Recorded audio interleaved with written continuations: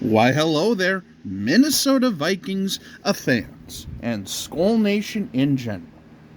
It's your old pal Jacob, and today we continue the 2024 NFL season.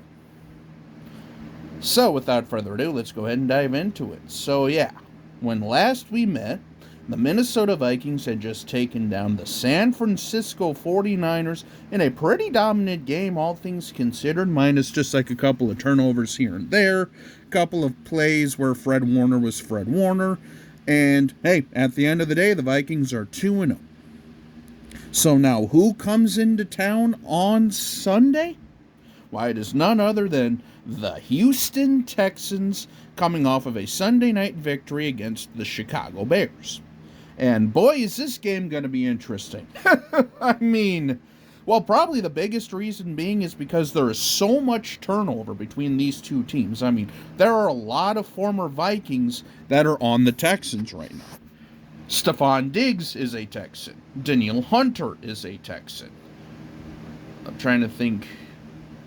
I know Stephon Diggs and Danielle Hunter are the two biggest ones, I would say. And then, of course, Houston lost guys like Jonathan Grenard, Camus Grugier-Hill, Blake Cashman. I mean, there's several players that have been on both sides of the aisle. So obviously, it's going to be very interesting and very intriguing. But, yeah, I mean, like I say, Houston's a good team. They're also undefeated, taking down the Indianapolis Colts and the Chicago Bears, respectfully. But, yeah, like I say, this is going to be a lunch pail type of game, yet again, at U.S. Bank Stadium in the Throwbacks. That's right, ladies and gentlemen. Can we finally get a win wearing our Throwbacks? Please, for the love of everything holy, I need these things in my life to stay. Because I'm not even going to lie to you, the Throwbacks that the Vikings, brought back last year might be some of, if not my favorite Vikings jersey in their fleet. Obviously I have my Hawkinson in that. And, yeah, like I said, I mean, it'll be kind of nice if we could get a win in those puppies because we're 0-2 last year in them. On two just real gut punch games, if I'm being honest with you. But so were a lot of the games last year, though. Anyway, actually breaking down this game, though, let's go ahead and start off with Sammy Darnold. That's right, ladies and gentlemen. Can the Vikings offense neutralize the Texans' suffocating style of defense? Because if there's one thing about the Texans' defense, they can get after the pass rusher. Remember old pal Danielle Hunter? Yeah. He's pretty good. I don't know if you remember that or not, Vikings fans, but he's pretty good. So that's definitely going to be one of those players we got to keep an eye on and got to keep in check. And also, I just hope for the love of God our offensive line can stay healthy because I know there's been some injury reports coming out. I don't know what the latest report is as of Thursday, but it's going to be intriguing to watch. Just because, again, Danielle Hunter, Brian O'Neill, how many times have they gone against each other in practice? Or even Christian Darrisaw, too. Because I don't remember if, the Donna Shell defense, Ed Donatel and how much Flores kind of shuffled Danielle Hunter around. So, but I know that him and O'Neill would go after it a lot in practice and make each other better and stuff like that. So, because that's one thing about Sam Darnold is outside of maybe 2 to 3 throws that made me kind of scratch my head a little bit, he's been damn solid. And I mean damn solid. Which is, again, a good thing to a great thing. However, this is also Sam Darnold we're talking about here. You have a feeling that game, you have a feeling that one just really bad game may or may not happen here. Now, like I say, it may not happen, too. I mean, you might finally be under a scheme that actually works with them, or those first 2 weeks are a mirage, or there's somewhere in between here. Like I say, it's literally week 3. So, take everything with a grain of salt at this point.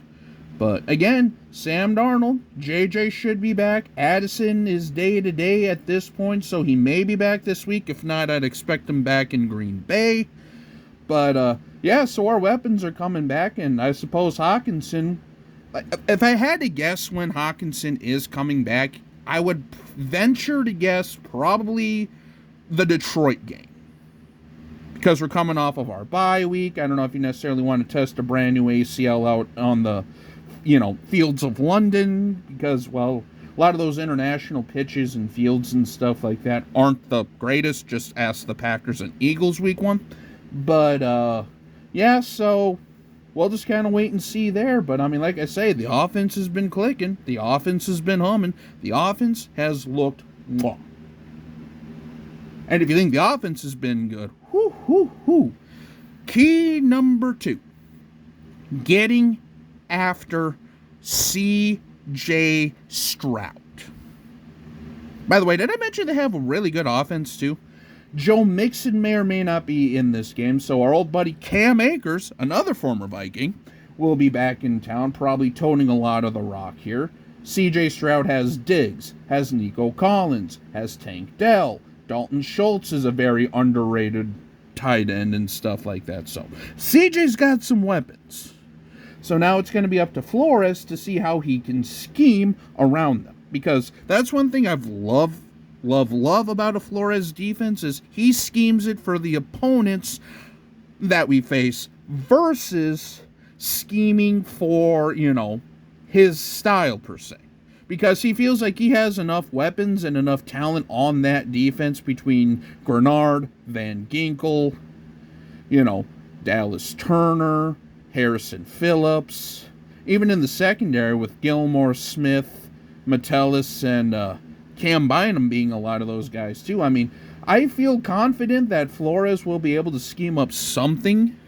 It's just, now can C.J. Stroud go out there and pick it apart and beat it? Because C.J. Stroud, as I've mentioned on my channel before, including in my last pickup video, he's one of my favorite young up-and-coming quarterbacks just because he has that it factor. He has swagger, he has moxie, and again, he's not in Carolina, which is an absolute dumpster fire. But again, something everybody already knows. But with all that said, though, can C.J. Stroud pick apart a very complex defense that Brock Purdy, remember this, Brock Purdy literally walked up to Brian Flores and said, you have a hell of a scheme there, so B-Flow knows what he's doing here, but like I say though, it could still be got, and if there's one team that probably could go toe-to-toe with the Vikings, it's the Texans. They're a very well-rounded team. And hell, they're a dark horse, if not not even a dark horse candidate to make a lot of noise in the AFC in general, They went from a team that nobody saw coming, nobody expected them to do much. C.J. Stroud, get a couple of young weapons there, build up confidence, and then take off this year. They took off last year. So, yeah, like I say, D'Amico has the boys going, and that's just one nice thing to see here because the Texans being the newest franchise outside of about a 5-year stretch, they really haven't done a lot. They really haven't been that great. But, hey, they finally have a new future, not to mention new uniforms, which are very, very sharp as well. And, yeah. Also, special teams, too, just kind of mentioning, this could actually be a very interesting battle.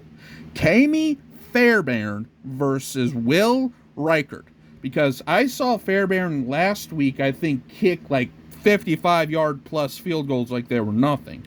Reichard has a leg to him too, but I don't know if I've actually seen him attempt anything past 50. He hasn't really had to kick a ton of field goals, but that could be a very interesting matchup because Fairbairn is known for being a deep leg kicker and stuff like that. Plus, last week, C.J. Ham had a blocked punt for us, so special teams could be the deciding factor here, in my opinion, because I feel like both offenses and defenses kind of cancel each other out here. But, hey, week 3, baby. 2-0. Media's starting to pay attention. We're starting to make some noise here, fellas. Let's continue this thing, because I'm not saying I told you so, because, again, it's literally week 3. This thing could be off the rails by Halloween. I know that. But it's just one of those things where right now, everything looks good. Everyone looks solid. It's only going up from here, baby. You know, as we get more confidence, Sam gets a little more comfortable in the offense. We can start adding stuff, dialing stuff up, this, that, and the other thing. I mean, look, I'm not saying we're going to make the playoffs. I'm not saying we're going to make a deep run, but we're going to have a hell of a season. It's going to be a fun season if everyone can just stay healthy. Because, oofda, there's already a couple teams in the league that have been getting bit by the injury bug. Something fierce. I'm looking at you, LA Rams. So, yeah, which is another game coming up later in the season that could be intriguing, especially depending on how all the injuries fare. But we'll get to that ship when we get there. So, yeah, I think that'll pretty much wrap up this video, but another tough test coming up in week 3 at home, and then we travel to Lambeau. So, yeah, a couple of really key games coming up here. So, but yeah, like I say, I think that'll pretty much wrap it up. So, until we meet again, Skol Vikings, and we'll talk at you later.